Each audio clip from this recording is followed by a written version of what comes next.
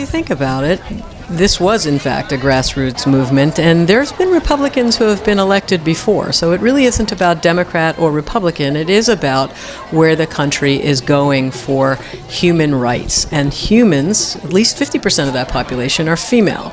And those females and the men that support them are worried about turning the clock back with the, sort of the male chauvinist rhetoric and the caveman approach, and quite frankly, the disparaging comments and deeds that have happened. And I think women, minorities, anybody who isn't white and rich is concerned about that. Someone who doesn't have the power, that's the whole point of America. Really it is in our Constitution, is to keep those that can't speak for themselves protected.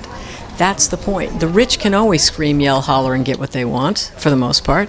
It's the ones that don't have those big voices, that are disenfranchised. Those are the ones that really need the help of you and I. And, if you're religious, that's really all about religion, is taking care of. I think that's sort of what Jesus Christ had in mind. So if you're religious, you can go in that direction. If you're not religious, you can look at it as just straight up humanity, helping those people that, for whatever reason, aren't in the majority. We know that if we're neutral in situations of oppression, that we are taking the side of the oppressor and standing for injustice. So we're excited, and we know that women's rights are humans' rights. Why was it so important for you to be out here today? Well, I think it's important for all of us to come together and unite for a lot of different wonderful causes, and to show that we're not putting up with anything. What is it you want to see in the future for our country? Well, I'd like to see us coming together, not being divisive, equality for all of us, love and peace for all of us, our rights, our health care, our reproductive rights, things that we're moving backwards. We need to keep moving forward. And what do you think the best way to move forward is after today's march? Oh boy, just keep on keeping on uniting and sticking together. I think it's going to take us all of us. Why is it important for you to be here today? In order to show the public that no matter what your age is, we're still active. And what is it you hope to accomplish from today's march? What message do you hope to send? A little bit of justice and equality. So what is it? Where do you see our country moving? Where do you want it to move? I'd like it to become more passionate and more equal, especially financially.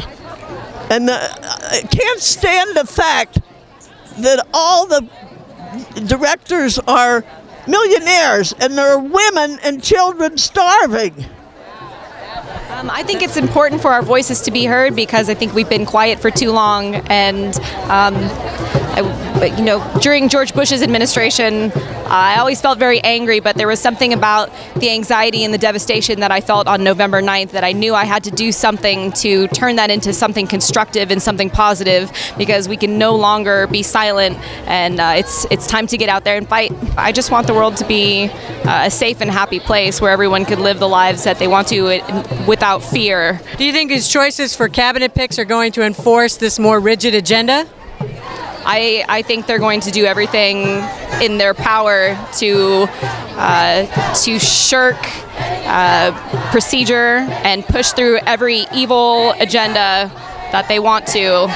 We've already seen it with, James Mattis, and he hasn't been out of the military for long enough, and I think they're going to push through as much as they can as quickly as possible. So we've got to be ready to act. And so, what's next for you in terms of being aggressive and being part of the solution for the future? So I started volunteering with the ACLU. I've been trained as a legal observer, and I'm ready to do whatever it takes. But I think what people need to do is remain aware. You have to engage. And what happens is you get apathy and you get misinformation. And I think right now there really is such a thing as false news. And if you're going to be a member of society, I think it's your responsibility to understand truth from fiction. If I said one thing and you knew it was categorically a lie, would you let that influence your decision-making process? No, you'd reject it. If you have an apathetic electorate and you have misinformation, it's a perfect storm. And I don't think at the end of the day anyone benefits from that. The United States doesn't benefit from that, and the world doesn't benefit from that. So if you're talking about issues, if you're really want to care and you want your environment, your paycheck, your life, your family to do better, whatever better means for you, if you want them to do better, then you have to pay attention. You have to pay attention to what's being said versus what is reality. There was a long-standing joke when you talked about politicians was never really pay attention to their mouth and what's coming out of their mouths. Follow the money. I mean, that's always been that big joke. Follow the money, follow the money. Well, now you really have to not, again, listen to what's coming out of their mouth. See what they're doing. Pay attention to who's getting appointed, who's being put up for this or that job. What do they stand for? What have they said in the past? What have they tried to advocate? Because that's what's really important. Do you believe what they believe? Do you follow, support what they're advocating for? Why is it so important for you ladies to be out here today with your entire family? We want to show our kids that kindness counts and that rights matter. And we want this world to be a better place. What is it about the current administration's politics that you seem to think are so frightening? I think there's a lot of really frightening things about the current administration. I think our reproductive rights are in jeopardy, and I think that's something that's really important, especially for our younger girls as they grow up. It's going to shape the kind of rights that they're going to be given for their whole lifetime. So admittedly, the campaign was inordinately divisive. How do you see the country healing and moving together? Communication. I think communication, understanding, trying to put each other in each other's shoes and really understand why we each feel the way we do and where our common ground lies. Because at the end of the day, we do have common ground. We're all humans. And how are you going to move forward after today? Well, hopefully we're all going to move forward after today, and we'll make a statement, and there'll be more people that want to move forward with us in this same fight for equal rights for everyone. The most important subject to me is reproductive rights. I was at the Casey decision in Washington 25 years ago, and I can't believe I'm still out here. If we're not trusted to make our own decisions about our own bodies, what's next that they feel that we're not able to make decisions on? There are so many issues on the table right now that we want to support as women, as well as having a gay father. It's very important to me.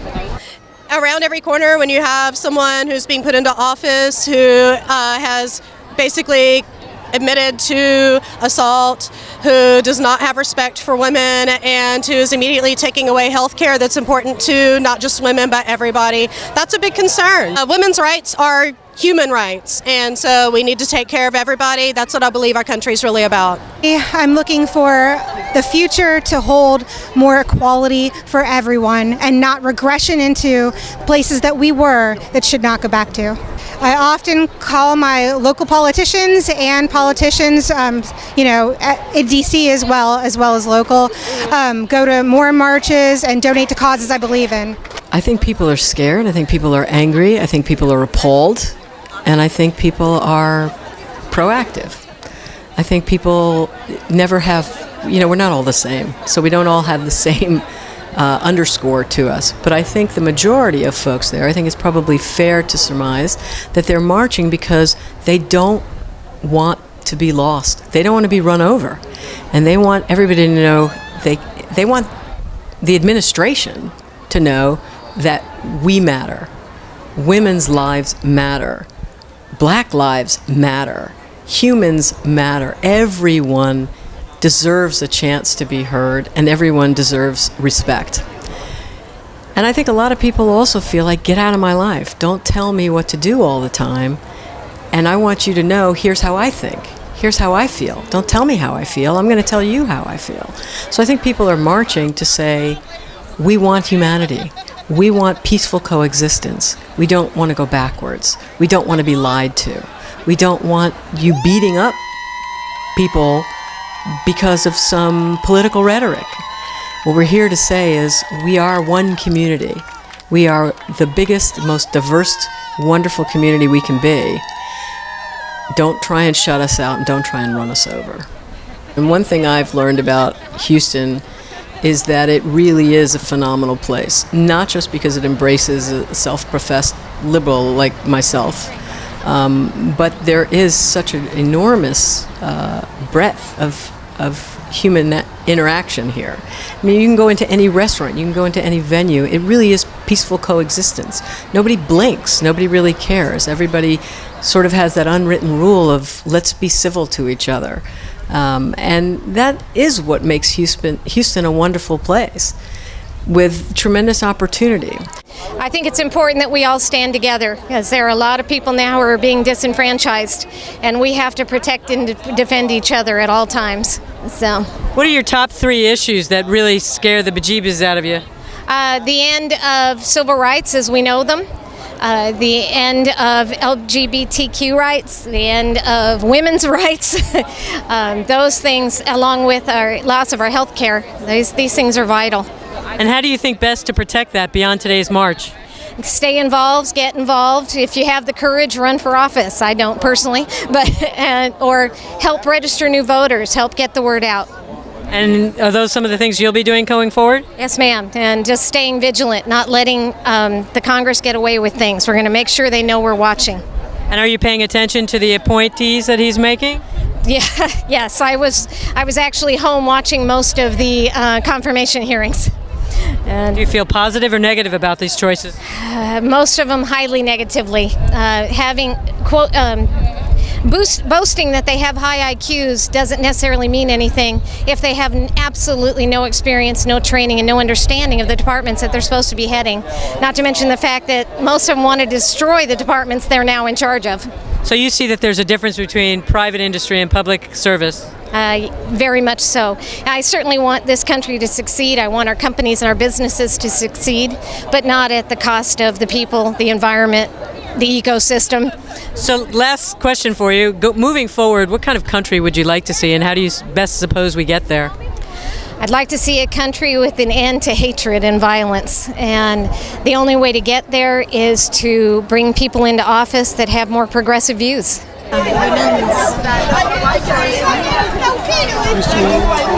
I believe in women's rights and human rights, and as my sign says, I did this 50 years ago, and here we are doing it again, and I'm passionate about it, and I'm thrilled to see so many young people out here, and also people that do high fives because they remember the 50 years ago. I hope it will show people that there are plenty of people who think this is important enough to get out and march across the nation and, from what I've heard, around the world. I have a niece who lives in Los Angeles, and she decided yesterday to go to Washington, so she was Facebooking me from Washington this morning. I'm very proud of her. I hope it just makes a statement that there are a lot of us who care. I want to see Congress reach across the aisle and not block everything because they're on the opposite side of the aisle. And I want to see tolerance, and it's kind of happy, skippy, and idealistic, but I think that a lot more of it could be done than is being done now. Just keep being kind, compassionate, understanding, and keep doing things like this and spread it with love. The change, the potential for change in the Supreme Court is frightening. You do see a whittling away of freedoms. Certain freedoms for the LGBTQ community that have been very hard fought. And if you look at most young people and there's bipartisan polls, they will show that young people don't have the same attitude towards diversity, whether it's diversity of sexual expression or diversity in how you want to live your life. There's much more acceptance. And live and let live in lots of ways, particularly amongst consenting adults. We're not talking about, abusing children. We're talking about consenting adults making decisions for their own lives. And those freedoms and liberties have been a process. And now to try and turn that clock back is really counterproductive on so many levels. I mean, whether you're talking about the Supreme Court and abortion, whether you're talking about the Supreme Court and gay marriage, whether you're talking about the Supreme Court and immigration, those things can be whittled away, and that's, quite frankly, scary to many of us. So that's part of, again, what the Women's March on Washington is really designed to do, to say, we deserve to be respected. And if you're going to lead our country, we hope you do it great. Lots of Republicans, as I said, have won before, and you didn't see this kind of an outcry. You saw it because this was a very divisive year, and quite frankly, it was ugly. And it wasn't a two-sided ugliness, it was one-sided ugliness. And if that person prevailed, which they did, now really is the reckoning. Look you won the electorate, that's fine. But the people didn't vote you in. And even the ones that put you there, most of them say, we don't want this kind of animosity. We don't want hate. We want to move forward. We want to move forward productively. Civic responsibility is crucial. I mean, what you're really talking about is the highest civic job in the world, arguably, and certainly in this nation. And you've got currently someone in power, Donald Trump, who doesn't have a track record of any civil responsibility at all. And that, quite frankly, is frightening. Many people have already stated and pointed out that there is a huge difference between the private sector and the public sector. So when you have a private sector person who's got no civic awareness, let alone track record for civic responsibility, that's very frightening, because that is what makes our three-party system work.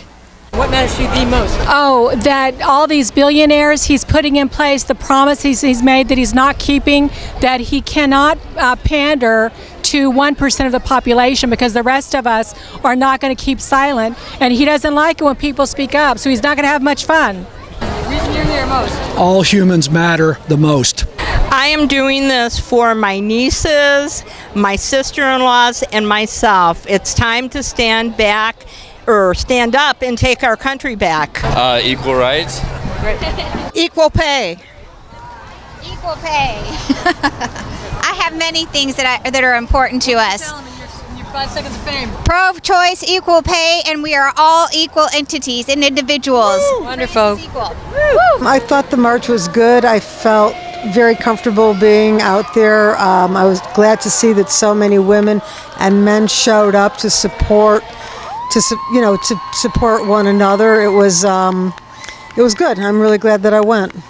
What brought me out there today was that I'm very disappointed in the election results, and I feel that some of the rights that we've worked so hard for as women, as gay people, just to name a couple, might be stripped away. I'm really scared about what the future holds with Donald Trump, and I feel that our voices need to be heard. I feel like that's the only way that we could really make a difference. My top issues, I want to make sure, healthcare, the ACA is huge. As an entrepreneur, I have to buy my health insurance through ACA, and I'm really worried about the direction that may go in with the repeal. So I guess right now, first off, that would be my biggest concern. But down the road, I'm just concerned about what's going on with women's rights. I'm concerned about what's going on with abortion rights. I'm concerned that equality issues will be rolled back. And I'm also very, very concerned about the environment. If I had to have a conversation with him, I would just say, please look beyond your own wallets. Please look at the people out there that will be affected by the policies that you create, that there's a lot of us out here that really could suffer at your hands. And please try to think more about the general population than about the few that will benefit from the policies you're putting forward. I do want to become more politically active. I do know that I do want to be more engaged. For me, Donald Trump's worst qualities are, I think he's a sociopath. I think he's tremendously narcissistic. I worry that if other countries offend him, that his reaction, instead of just having a very calm reaction, that he'll have an emotional reaction. I'm worried that he can escalate any kind of confrontation with other countries and with the American citizens. I think he's a highly confrontational guy, and I think he will stop at nothing to win. And he said as much, and that kind of personality type and that kind of attitude is very worrisome for me. I think the biggest thing that's really caught my eye is that, I think he really wants to privatize education, especially 1 through 12, or kindergarten through high school. And I don't think that would be a way to go forward. I don't like the idea of privatizing everything because I'm not really convinced that it works. I don't necessarily think it's better, but I think just that he wants to privatize everything is kind of scary. Am I concerned about his appointees? Yeah, I think almost, not every one of them, but I think almost all of them, want to privatize, and they're in it so that they can benefit themselves and benefit people of their same socioeconomic group. And I don't think that they're concerned about the general masses. I think they're not concerned about the general masses. I think that Tillerson wants to take away the sanctions from Russia so that he can make more money and so that Exxon could be a richer company. I think that all of them have an agenda. Yeah, I think they all have an agenda. That isn't going to be helpful to, most of the American public. It's very easy to be complacent and to, not send that letter in when there's something going on that's objectionable, and maybe even not necessarily make it to the polls to vote. It's very easy to become complacent, and I think that now is the time. If there was ever a time in my lifetime to not be complacent, it's now. And that's really why I went to the rally today, and that's why I want to become active, because I think complacency is going to be the problem. I don't think it's necessary. I mean, I don't like Donald Trump, but I think what really got us here, beside for him, is that people were too complacent, and no one really thought this could happen, and it did. And so truthfully, that's what worries me the very most. I was very heartened by seeing so many people out today here in Houston and really all over the country. I think women are really uniting, and men too, all people. But I think that I think we are united. I hope this doesn't fade. I hope this isn't, the day after effect, and 3 months from now we're all back to our lives and this is just a memory. I hope we could stay united, stay strong, and stay connected. And what we really need to do, I think, is to be more thoughtful. And I'd like to live in a country and participate in a country where we continue to care about the values we hold dear, where we continue to embrace civic responsibility and civic engagement and believe in free speech, but not just your own. Free speech means I get to say what I want to say, not just you. And you can't shout me out or lock me up. And I'd like to make sure that this country stays there, continues to believe that free speech is free speech for everyone, not just the guy who agrees with you. Your members of Congress, your state representatives, your state senators, your council members, don't just Facebook or email or send letters. Attend public meetings and let them know.